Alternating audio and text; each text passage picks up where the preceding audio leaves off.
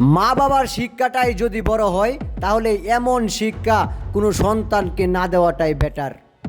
কারণ প্রকাশ্য দিবালোকে মা তার সন্তানকে চুরি শিখাচ্ছেন, আর এটাই একদিন কাল হয়ে দাঁড়াবে। কারণ সন্তান যখন বড় হবে তখন মানুষের অনেক কিছুই চুরির খাতায় নাম লেখাবে। প্রকাশ্য দিবালোকে সিসিটিভি ফুটেজে দেখা যাচ্ছে মা তার সন্তানকে বলছেন ওই জিনিসটা চুরি করে নিয়ে আসতে, আর ছেলে তার মার কথাটা শুনে সেটাই করছেন।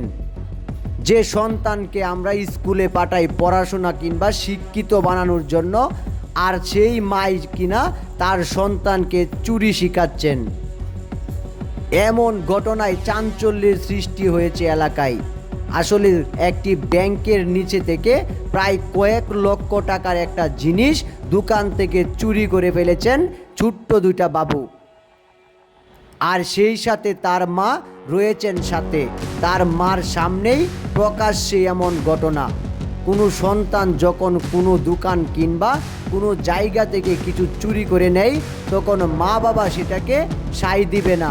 মা বাবা বলবে এমন কাজ করাটা নাজুক, এমন কাজ করলে মানুষ মন্দ বলবে, আর সেটাই হচ্ছে মা বাবার বড় শিক্ষা।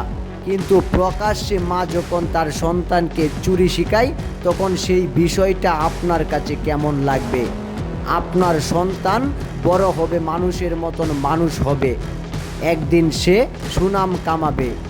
আপনার মাথা উঁচু করে দাঁড়ানোর একমাত্র সম্বল হলো আপনার সন্তান।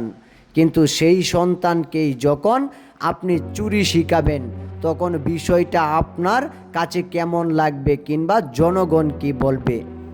অবশ্যই আপনি কমেন্টে জানাবেন এমন ঘটনা আদতে কি আপনি কখনো দেখেছেন কিনা। প্রকাশ্যে মা বাবা যদি তার সন্তানকে এমন কাজ শেখায়, প্রকাশ্যে যখন মা বাবা তার সন্তানকে কুশিক্ষা দেয়, চুরি শিখায়, সেটা সমাজের রূপ কোথায়?